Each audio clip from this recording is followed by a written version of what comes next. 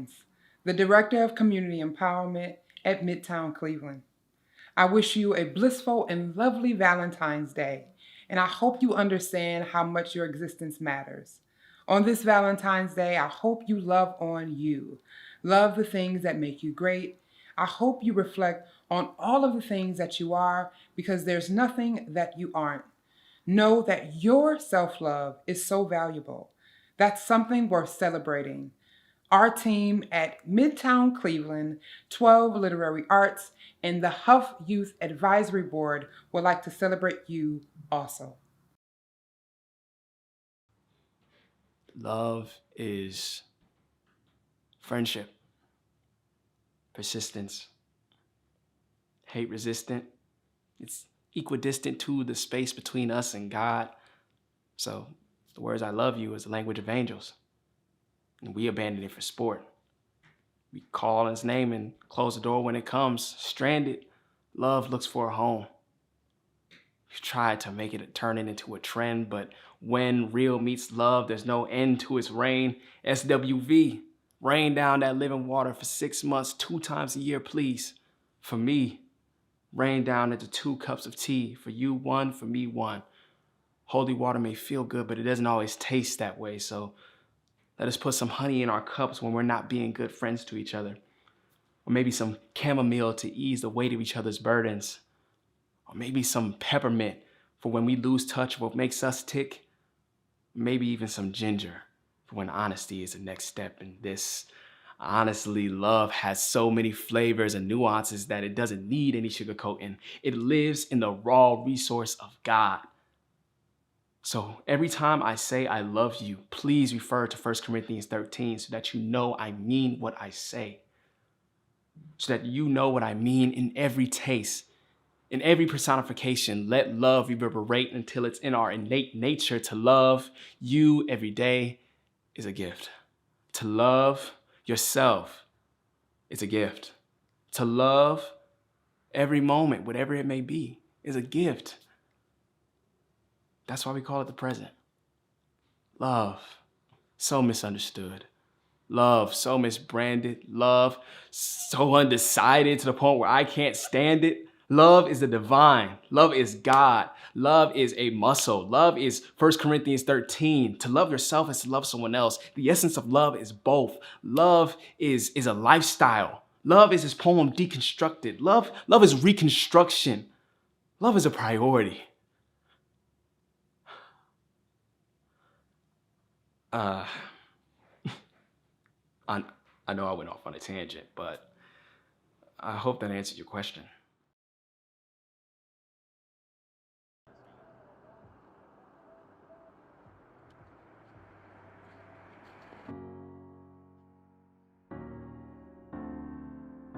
They're gone. They're all gone. Everyone you care about. Who's gonna save you now? You can't save yourself. How long have you been in here? Doing nothing? Why can't you just get up and do something?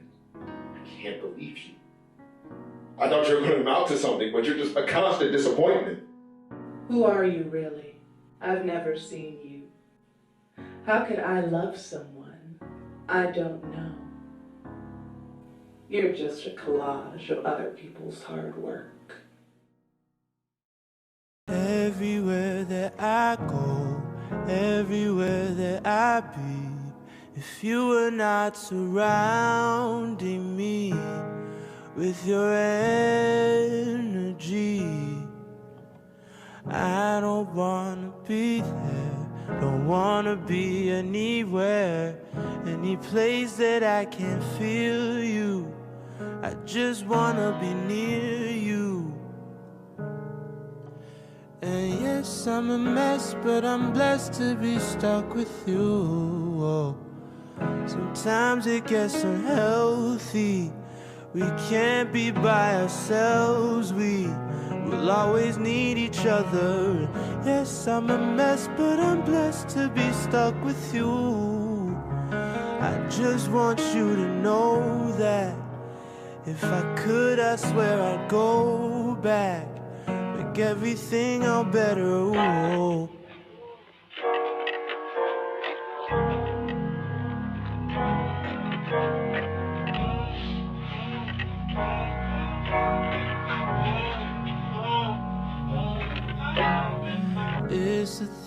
that you say, it's the way that you pray.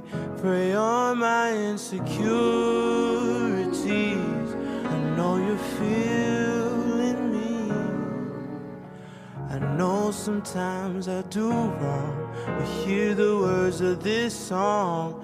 When I go, I don't stay gone for long. Don't know what's going on. And yes, I'm a mess, but I'm blessed to be stuck with you. Sometimes it gets unhealthy.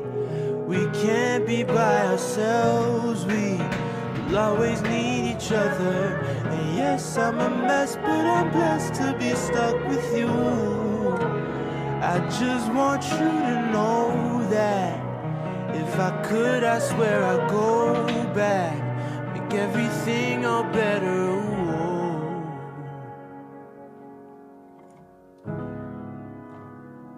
And I'm coming back home to you. And I'm coming back home to you. I'm coming back home. I'm coming back home to you. I'm coming back home. I'm coming back home to you. I'm coming back home. I'm coming back home to you. I'm coming back home. I'm coming back home to you. I'm coming back home. I'm coming back home to you. I'm coming back home. And yes, I'm a mess, but I'm blessed to be stuck with you. Sometimes it gets unhealthy.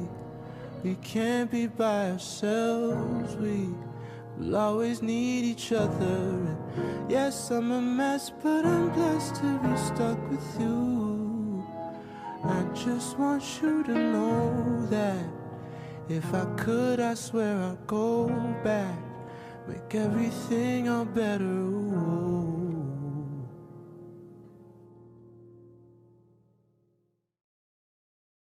Your heart can't help the things it longs for.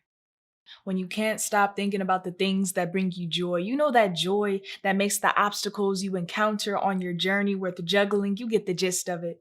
So why not let your heart pump your precious purpose? It beats slower when you kill the life it tries to bring you. It speaks fluent BPM, beats per miracle, so you can dance with your desires to the rhythm it beats against your chest. Maybe our heart resides in our chest because that's where the treasure lies. Pirates go searching for the very thing we already have. But we compress our compass when our compassion is lacking for ourselves. There's no point in a purpose, pleasure, or passion if all it does is peel back pieces of a person to the place where not even a soul lives there, or at least one that feels safe.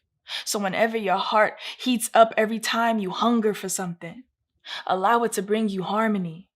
For your heart speaks fluent BPM, beats per miracle over any minute, because the experiences you have in this life will always outweigh the time. This poem is called I Love Black People. You know how people say they love candles, but they really mean they love the way they smell when they burn? Find some sick, excited peace in watching the body of the candle droop down under the weight of itself. You love candles. When they burn, their scents are so strong, their light is so illuminating. Watching the flame flick over the wick is so exciting. There's nothing better than the way the flame beats at the candle, right? Leaves no choice but to soften, liquefy, bend over, surrender. You love candles. You could breathe in the smoke of their burning bodies all day. You love candles. I've seen you weeping over a candle burning out for the last time. A puddle, a burning nub of a wick. So sad seeing a candle gone, but not sad enough to reach down and try to snuff out the flame. In fact, that flame was what made it so beautiful in the first place, wasn't it? You love candles, so you buy another, and you light another, and another, and you consume, and consume, and consume, and we burn, and we melt, and we burn, and we melt, and we burn, and we melt, and repeat.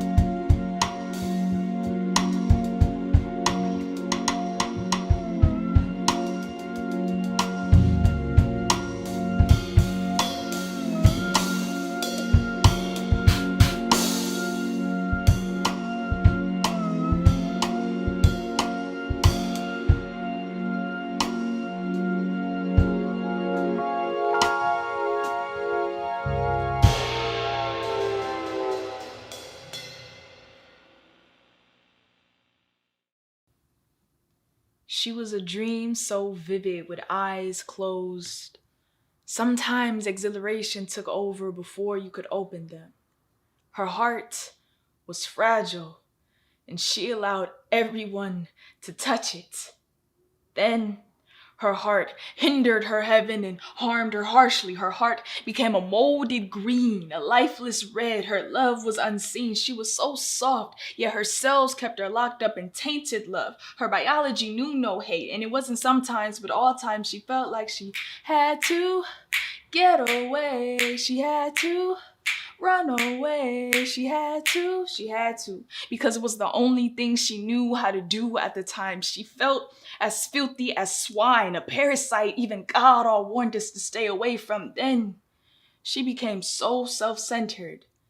She finally began to love herself. What others deemed as self-centered, she deemed as finally centering herself. She aligned herself on the equator of peace, where no person could puncture her pretty, not face, not petite, but her being. You couldn't break her peace, even if she was a puzzle. Her love couldn't die, but her heart knew how to fight any pathogen a person tries to put on her. She was never perfect, but perfect by nature, because erosion made a rose in the Garden of Eden. You couldn't tell her heaven was a mystery somewhere in the sky, only awarded to her after she died, because she dies alive every day, becoming a better version of herself. And at that point, the taste of death started to have some flavor, and a brand new heaven waited for her each and every time she died.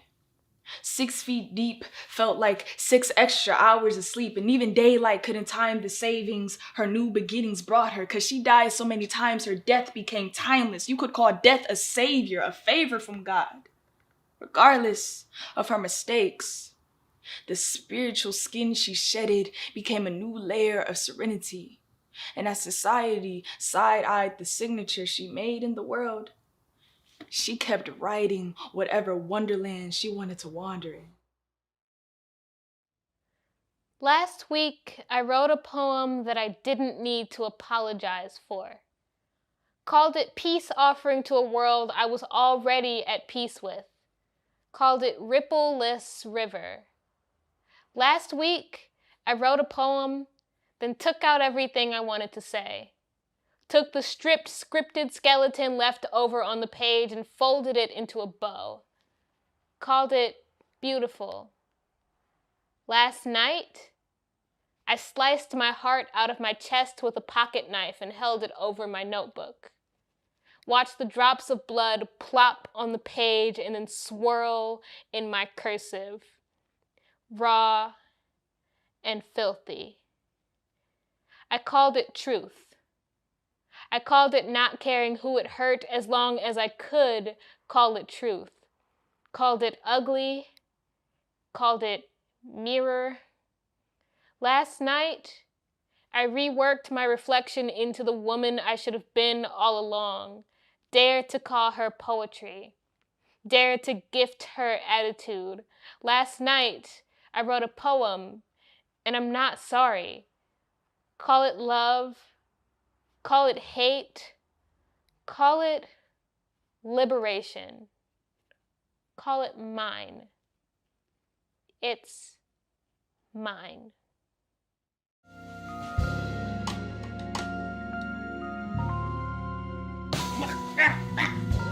I did that. I told you I was gonna use the doctor to read the next great one.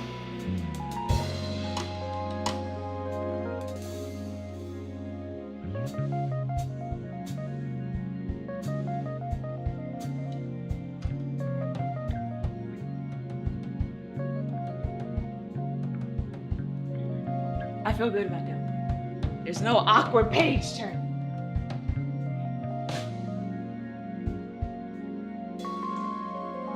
I think it's better than the last one. I think I can give that a 9. That's exactly about that one. I feel really good about that one, but I just want to see what it looks like.